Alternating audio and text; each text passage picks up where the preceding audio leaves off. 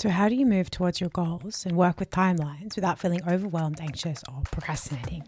You're about to find out. Welcome to Embodied Entrepreneur. This podcast helps female entrepreneurs heal trauma and regulate the nervous system so that they can build a profitable, sustainable, and anxiety-free business. I'm your host, Sheridan Ruth. In this episode, you're going to learn the difference between an urgent trauma response and an intuitive, intelligent desire. How to balance I must get things done with desires that expand and stretch you, and how to manage the end of year, end of month, end of week urgency to reach your goals. A lot of the time when we experience pressure we have a goal essentially. Maybe it's a goal that we have kind of given ourselves, like you really want to, I don't know, let's just say you really want to make $5,000 this month, right? Or maybe it's an external need, expectation, or pressure, such as you have to pay rent, or your taxes are due, or your kid has to pay for their childcare, something like that. Let's say it's something like that.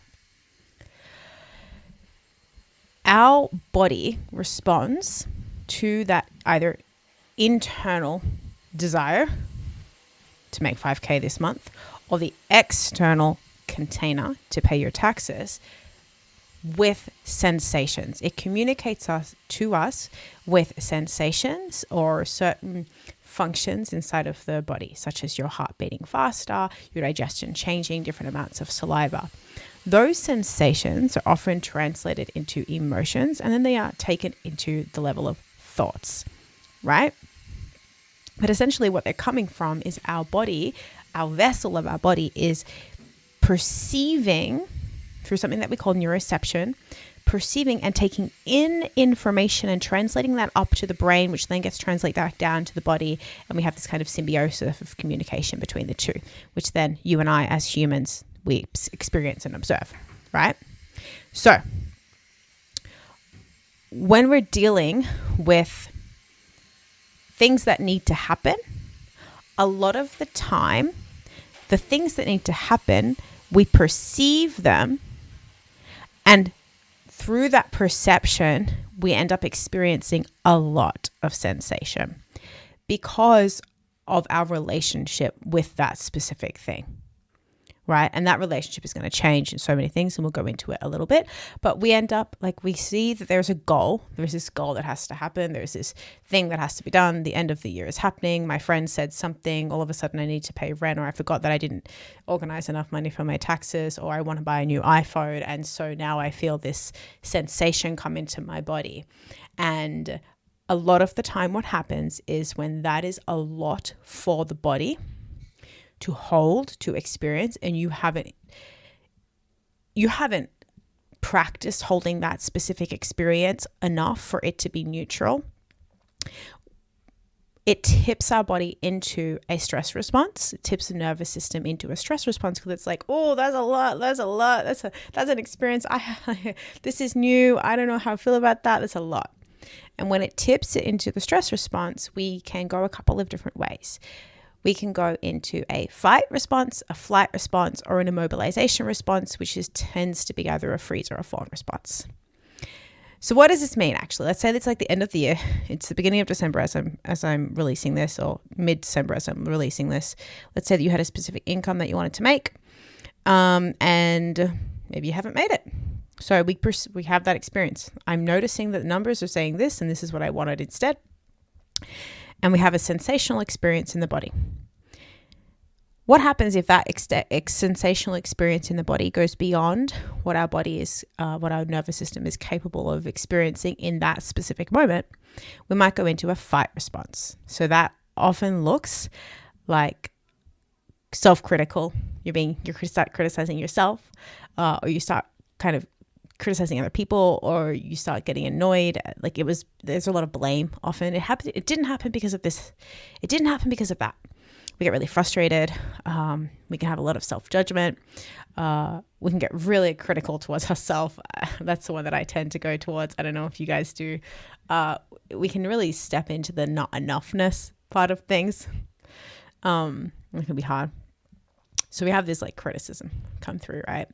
this fight energy, this like knife energy is what I call it. And it's like, I have to do this right now. And like we want to kind of move towards, and we get that pushy kind of energy. Like, I'm going to go do this. I'm going to start thinking my to-do list is this long now. I'm going to go and I'm going to get this all done. And and now it's not bad. It's just to understand your patterns. These patterns can sometimes be very helpful, but we want to understand your pattern. So we go into this like fighty energy, either towards yourself or towards other people or towards your goal. You're like, I'm going to get this done. And then we enter into hustle, and then we enter burnout, and you work for 12 hours, 10 days straight, and it can be a lot. Okay. Maybe that's just me. No, I'm kidding. Then we can also have flight response. Notice your tendency. A flight response is going to look more like, oh, I'm just so overwhelmed that all of a sudden I have so many things to do, and I'm really scared, and I'm anxious, and I'm like flitting between the apps in my phone, and I'm half doing things, and now it's really hard for me to focus on something. And this is when I get into shiny object syndrome. So I just like abandon all of the goals that I had, and I think, I'm just going to go invest in this thing, and I'm going to buy this thing, and I'm going to start this new hobby. And we feel really overwhelmed, and maybe we start talking to our friends a lot because we want to talk. This is a lot of talking energy, and it's just like, oh my God, there's so much. There's just so much. This flight energy. You can be really busy as well in this flight energy. People are really good at keeping themselves busy in the flight and the fight responses. So you can do that.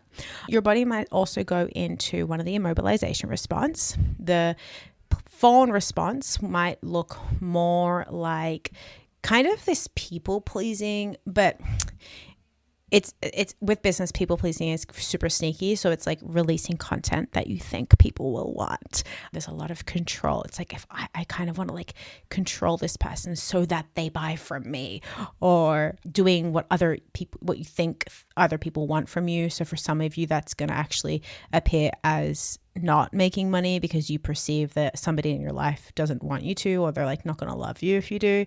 For others of you, it's going to be working in a specific way because, or no, like working all day when it doesn't actually benefit you because you don't want your partner to think you're lazy or something like that.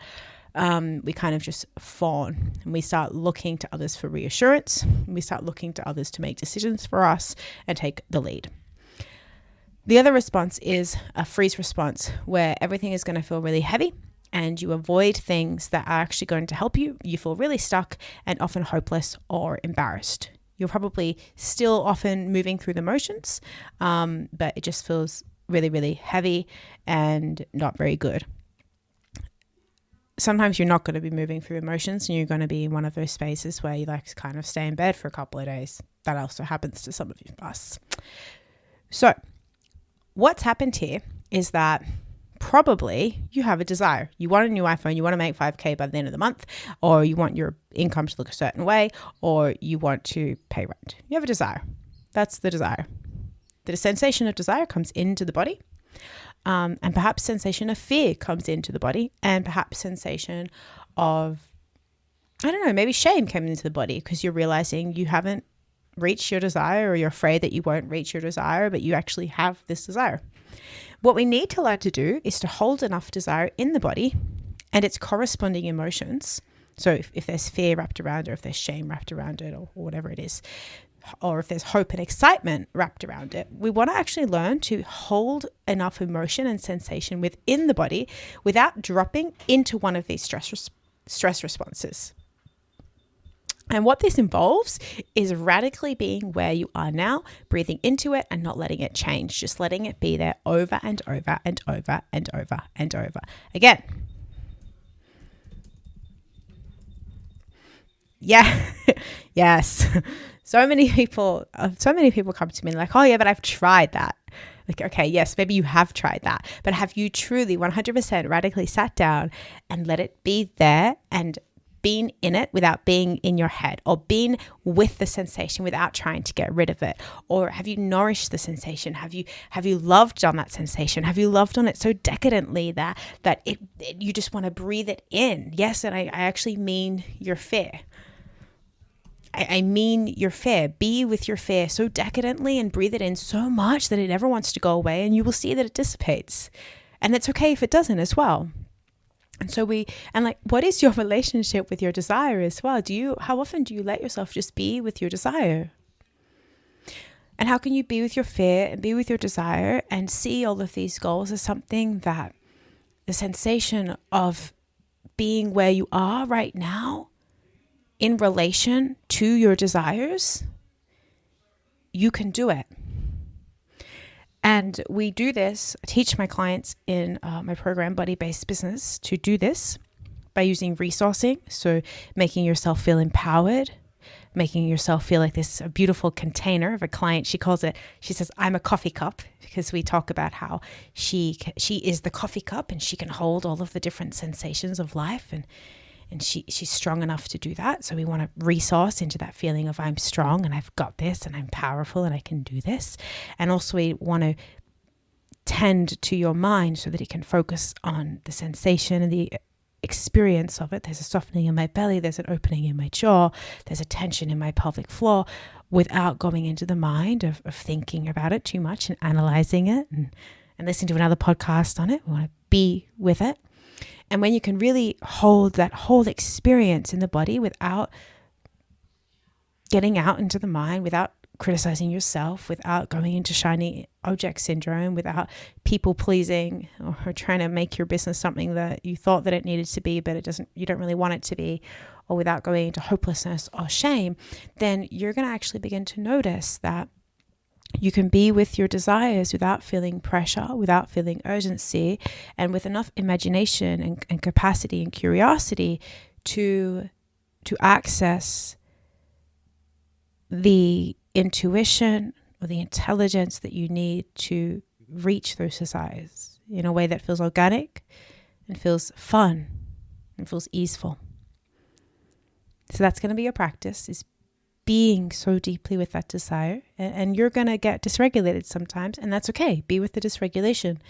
And you're going to have to practice this. This is not something that I expect you to get right 100% now because you listen to a 10-minute podcast. This is something I'm going to invite you to be in practice with. And you are in practice when you work with me, when you make the decision to begin to work with me. And you're also in practice when you connect to this podcast, when you connect to this community. This is a space to practice being an embodied entrepreneur. This is a movement. This is a community that you are a part of. So saying that, I'm going to invite you to share this with one of your friends. Invite them into the practice of embodied entrepreneurship. And I'm going to recommend that if you have not listened to episodes 39 through 43, how your nervous system affects your business, I want you to go back and listen to them. And if you have listened to them, but you haven't listened to them in a few months, go back and listen. It's very helpful to notice and pick things up and practice receiving information at different levels. You'll begin to notice different things as you move along this path. This specific episode series is where I share what separates you from those who seem to have cracked some code in business. I share with you the information that I found in kind of a moment of divine desperation where I was feeling quite frustrated and burnt out in my business, and I started applying trauma therapy training and my nervous system awareness to the things that I've been doing. And it is the knowledge from these 4 episodes and the knowledge from this whole podcast, but really these foundational space, these 4 episodes, that has helped me and my clients create sustainable income, build this somatic business plan, a roadmap and a structure to increase income and increase ease, and spend a lot of time napping, laying in the sun and perfecting our tacos. Tacos not me thing, but I have a lot of clients who eat a lot of tacos. This episode, or the episode series, covers the foundations of the 4 places your nervous system influences your business, income, and impact, what polyvagal theory is, and this is important, what everyone is missing about it, and how to start leveraging your nervous system for success today. You will find the link to the first episode below in the show notes. Thank you for listening.